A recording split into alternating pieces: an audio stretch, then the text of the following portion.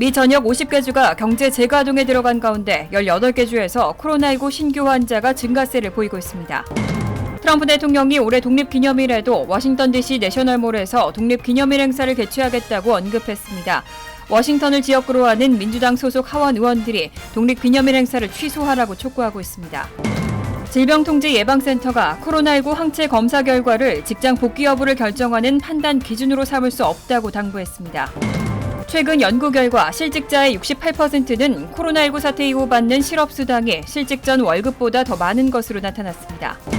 백인 경찰의 가혹 행위로 비무장 흑인 남성이 또다시 숨지는 사건이 발생했습니다. 수천 명의 시위대가 항의에 나서는 등 사태가 심각해지고 있습니다.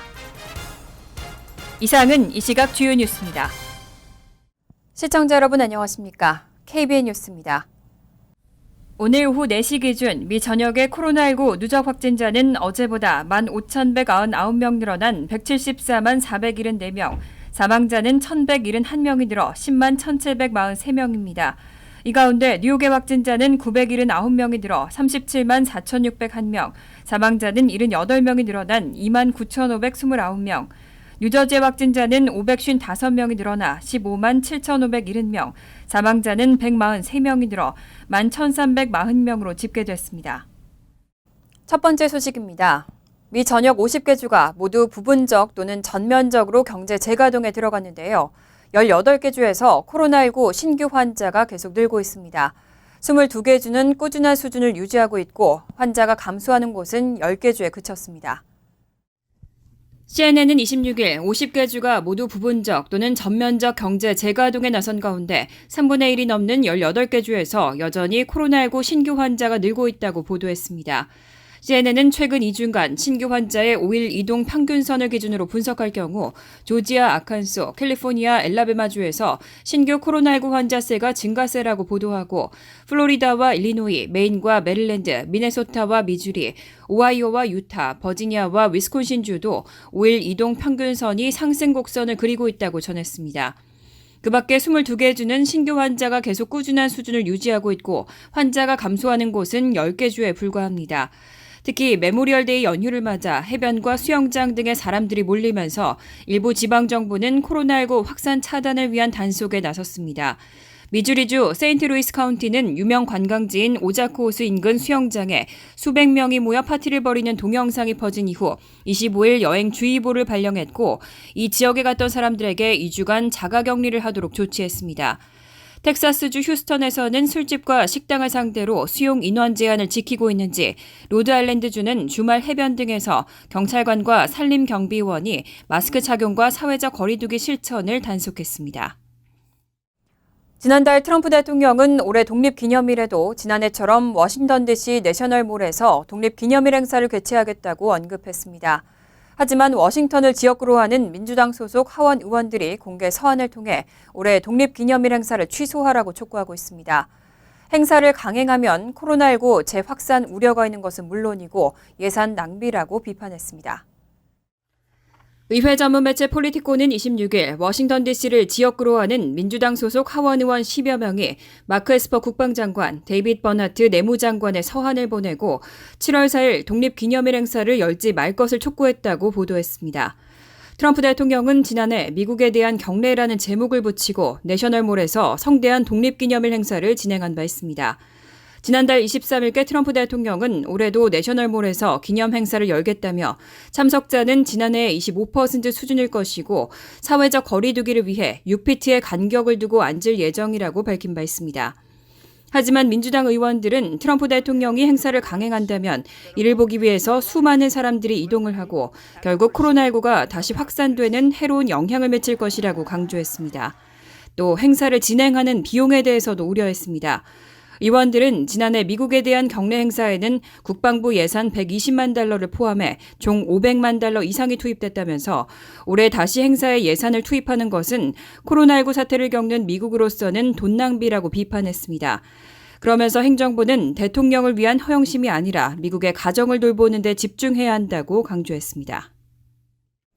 질병통제예방센터가 코로나19 항체 검사에 대한 새로운 가이드라인을 홈페이지에 공지했습니다. 항체 검사에서의 양성 판정은 재감염을 막아주는 데 효과가 있지만 항체 자체가 바이러스에 다시 감염되지 않는다는 보장은 아니라는 겁니다. 그렇기 때문에 항체 검사 결과를 직장 복귀 여부를 결정하는 판단 기준으로 삼을 수는 없다고 당부했습니다. 질병통제예방센터는 홈페이지에 코로나19 항체 검사에 대한 새로운 가이드라인을 공지하면서 혈전 검사 결과를 직원의 격리 후 직장 복귀 여부를 결정하는 판단 기준으로 삼아서는 안 된다고 밝혔습니다. 어떤 개인이 바이러스에 확실하게 감염되었는지를 밝히는 직접적인 검사와는 달리 항체 검사는 이미 검사를 받은 사람이 정말 감염이 되었는지, 특히 무증상일 경우에도 감염이 된 것인지를 밝혀내는 데 도움이 될 뿐이라고 CDC는 설명했습니다.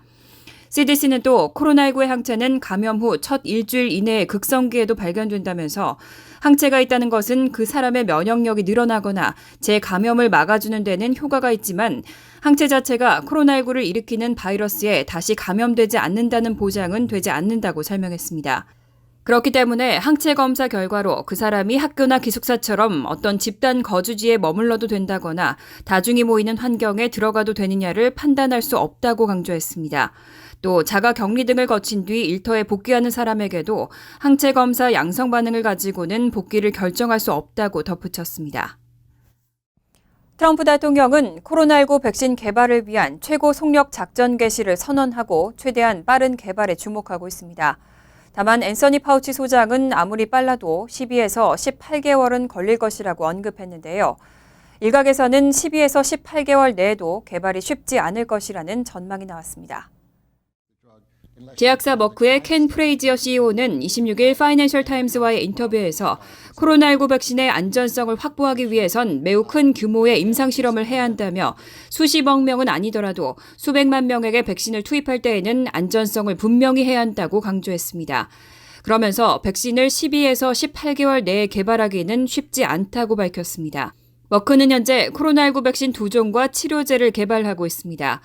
앞서 미 정부는 코로나19 백신 개발을 위한 일명 최고 속력 작전 개시를 선언하고 당시 트럼프 대통령은 올해 내 또는 더 일찍 백신을 갖게 되길 희망한다고 말했습니다.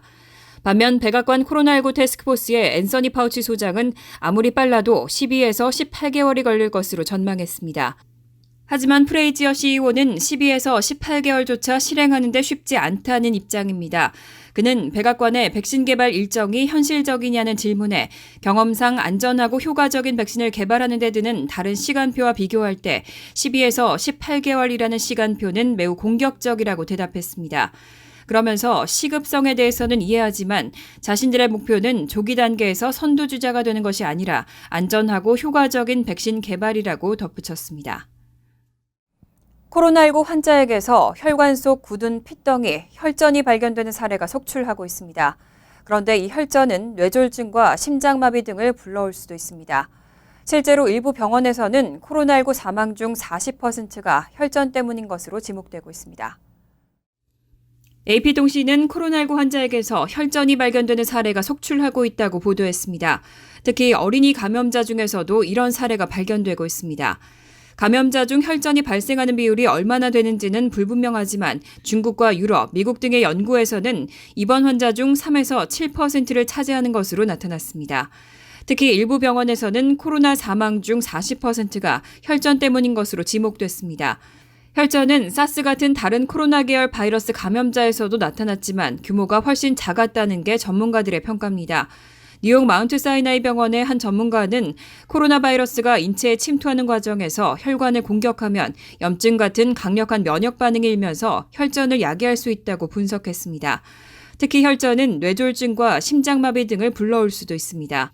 실제로 뉴햄프셔에 사는 43세 여성은 이달 초 코로나에 걸렸다가 회복한 후 원인 모를 신체 마비와 언어장애로 신경과 진료를 받은 후에야 2차례 뇌졸중을 겪었다는 것을 발견한 것으로 알려졌습니다.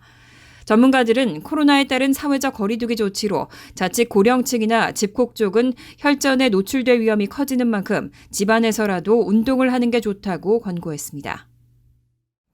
최근 연구 결과 실직자의 68%는 코로나19 사태 이후 받는 실업수당이 실직 전 월급보다 더 많은 것으로 나타났습니다. 이 가운데 25%는 소득 감소분의 2배가량을 실직 수당으로 받을 수 있었습니다. 실업수당 과다 지급 문제를 보완할 필요가 있다는 지적이 이어지고 있습니다. 경제 전문 매체 마켓워치는 26일 전미경제연구소를 통해 배포된 시카고대 연구팀의 연구 결과 실직자의 68%는 주나 연방정부로부터 실직 전 월급보다 더 많은 실업수당을 받을 수 있는 것으로 분석됐다고 보도했습니다. 특히 5명 중 1명은 실직에 따른 소득 감소분의 2배가량을 실직수당으로 받을 수 있는 것으로 나타났습니다. 소득 감소 대비 실직 수당의 비율을 뜻하는 소득 대체율은 중앙값 기준으로 134%로 추정됐습니다. 주별로는 뉴멕시코주가 177%로 특히 높은 편이고 메릴랜드주 129%를 비롯해 모든 주의 소득 대체율이 100%를 넘었습니다. 게다가 노동자 간 불공정 대우 문제도 우려되고 있습니다. 예컨대 코로나19 사태 기간 사무실에서 일한 청소부는 위험수당 없이 월급만 받았지만 해고된 청소부는 이전 월급보다 많은 돈을 실업수당으로 받았기 때문입니다. 앞서 몇몇 공화당 의원들은 경기부양 패키지법 논의 과정에서 실업수당 과다 지급 우려를 제기한 바 있습니다. 이와 관련해 스티븐 무누신 재무장관은 의회에서 어떤 경우엔 월급보다 더 많은 실업수당을 주고 있다며 이 부분을 보완할 필요가 있다고 전했습니다.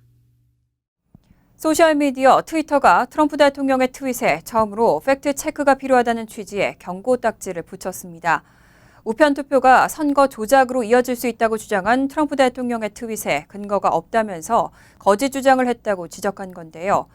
이에 대해 트럼프 대통령은 노골적으로 불만을 드러냈습니다. 특정 소셜미디어를 언급하진 않았지만 소셜미디어를 강력하게 규제하거나 셧다운할 것이라고 밝혔습니다. 소셜미디어 트위터는 26일 우편 투표가 선거 조작으로 이어질 수 있다는 주장을 담은 트럼프 대통령의 트윗 2건 아래에 각각 파란색 느낌표와 함께 우편 투표에 대한 사실을 알아보라는 경고 문구를 삽입했습니다. 경고 문구를 클릭하면 트럼프는 우편 투표가 유권자 사기로 이어질 것이라는 근거 없는 주장을 했다는 제목으로 이에 관한 언론 보도와 기자들의 트윗 등을 모아놓은 팩트 안내 화면이 나옵니다. 이 화면에서 트위터는 당신이 알아야 할 것이라는 제목으로 직접 편집한 요약 설명을 제공하고 팩트 체커들은 우편 투표가 유권자 사기와 연관돼 있다는 아무런 증거가 없다고 말한다고 밝혔습니다.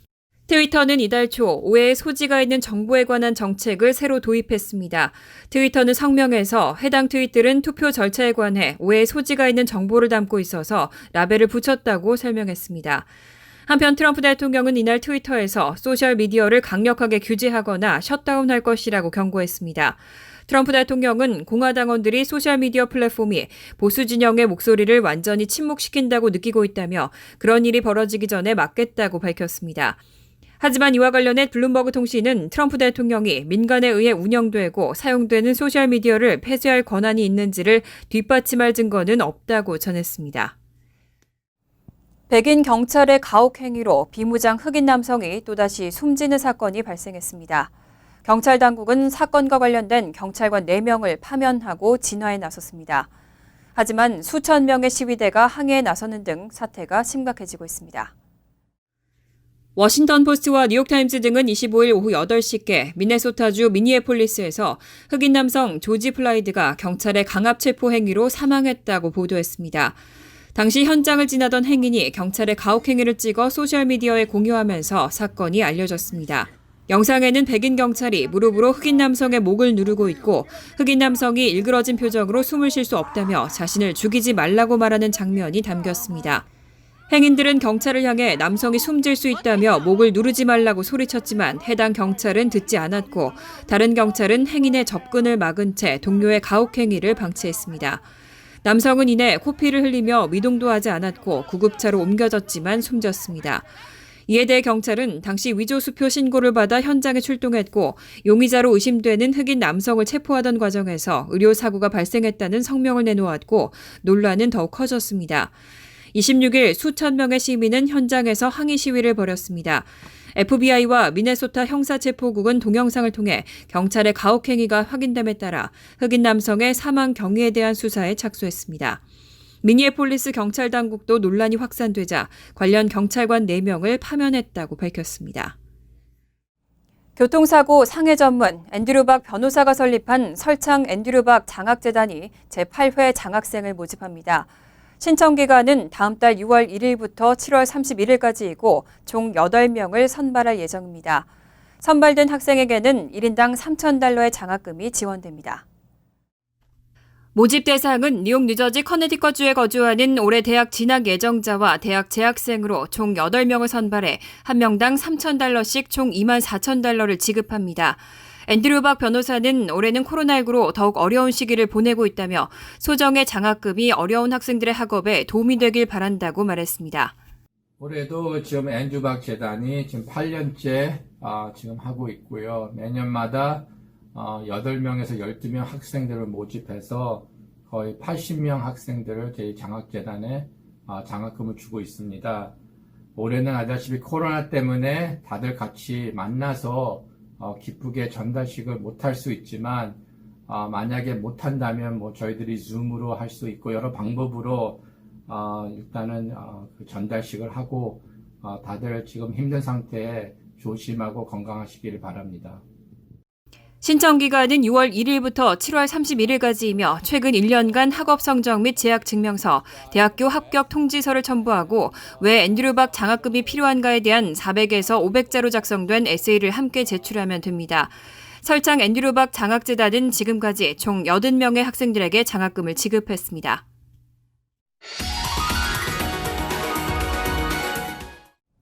이어서 LA 지역 한인사회 소식입니다. 캘리포니아주가 이동령 제한령을 한 단계 더 완화했습니다. 일부 카운티 내 미용실과 이발소 등의 영업 재개가 허용됩니다. 게빈 뉴섬 캘리포니아 주지사는 이동 제한령을 한 단계 더 완화해 일부 카운티들은 오늘부터 미용실과 이발소 영업을 재개할 수 있다고 밝혔습니다. 미용실과 이발소 오픈이 허용되는 카운티는 총 47곳으로 오렌지 카운티와 리버사이드, 벤츄라, 샌버나디노, 산타바바라 카운티 등이 포함됐습니다. 하지만 LA와 샌프란시스코 등 11개 카운티의 경우는 코로나19 확진자와 사망자 수가 여전히 증가하고 있어 해당 리스트에서 제외됐습니다. 오픈하는 미용실과 이발소들은 위생 지침을 철저히 준수해야 하며 직원을 비롯해 고객들도 서비스를 받는 동안 마스크를 반드시 착용해야 합니다.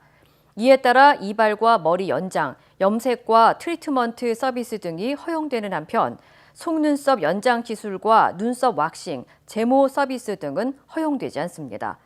한편 LA 카운티와 LA시는 오늘 브리핑을 통해 실내 쇼핑과 교회 예배 서비스를 재개한다고 전했습니다. 지난 17일에는 LA 총영사로 박경재 신임 총영사가 부임했습니다. 박경재 총영사는 앞으로 한인 보호와 민원 개선에 총력을 다하겠다고 밝혔습니다. 박경재 총영사는 오늘 온라인 간담회를 통해 코로나19로 많은 한인들이 어려움을 겪고 있다면서 국민과 한인 보호를 가장 중요한 우선순위로 두고 있다고 강조했습니다. 특히 임기 동안 민원 서비스 개선을 위한 전자민원제 활성화와 한인 차세대 육성을 중점 사업으로 꼽았습니다. 전자민원 예약제는 지금 외교부 본부하고도 계속 협의를 하고 있습니다.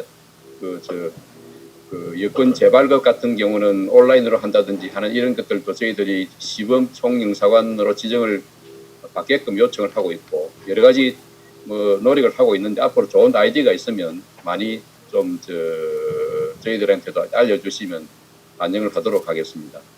이외에도 남가주 한국학원과 한미동포재단 등 한인사회 분규 사태에 대해서는 갈등보다는 소통 확대로 중재자 역할에 충실할 뜻을 밝히는 한편 앞으로 노약자 등 한인 취약계층을 돕기 위한 다양한 방안을 모색할 계획이라고 박경재 총영사는 전했습니다.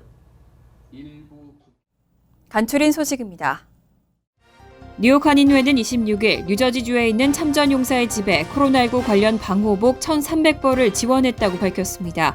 방호복은 미국의 한인 2세들이 설립한 자선재단 네일재단이 기부한 약 2만 벌 가운데 일부로 앞서 네일재단은 미 참전용사들이 코로나19에 쓰러지고 있다는 언론 기사를 보고 뉴욕 한인회에 기부 의사를 밝힌 것으로 전해졌습니다. 참전 용사의 집에서 대외 업무를 담당하는 로스 알렉산더 휘트니는 방호복 지원에 감사를 표시하고 한국에 주둔했던 것을 자랑스럽게 생각한다고 밝혔습니다. 코로나19 여파로 심각한 탑승객 감소를 겪은 전미 여객철도공사 암트랙이 직원 20%를 감원할 계획이라고 밝혔습니다. 암트랙의 현재 직원 수가 18,000여 명인 만큼 감원 규모는 4,000명에 육박할 전망입니다. 암트랙의 빌 풀린 최고 경영자는 사내 공지문에서 코로나19 사태로 탑승객 수입이 95%나 감소했다며 10월까지 감원하고 그전 인센티브 제공 등을 통해 명예퇴직을 유도할 방침이라고 덧붙였습니다. 대형 유통체인인 월마트가 중고의류 유통업체인 트레드업과 제휴하고 27일부터 중고의류를 온라인을 통해 판매한다고 밝혔습니다. 트레드업은 온라인으로 중고의류를 위탁 판매하는 업체로 월마트는 트레드업의 중고 물품을 월마트 웹사이트를 통해 거래한다는 방침입니다. 구매액이 $35 이상이면 무료 배송되고 반품은 월마트 매장을 통해서 받을 예정입니다. 뉴저지주 차량국이 코로나19 사태로 인한 차량국 사무소 운영 중단 조치를 오는 6월 8일까지로 2주 더 연장했습니다. 이와 관련해 차량국 사무소의 폐쇄 조치가 지나치게 길다는 비판도 나오고 있습니다. 스타레저는 버지니아 등 전국 22개 주에서 온라인을 통한 예약자에 한해 민원을 제공하는 등 제한적으로 차량국 사무소의 운영이 재개된 상태라고 보도했습니다. 환율과 증권 소식입니다.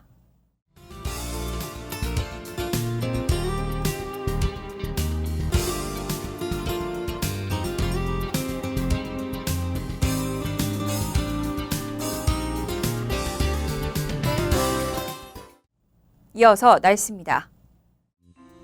목요일은 구름이 많겠고 때때로 소나기가 오겠습니다.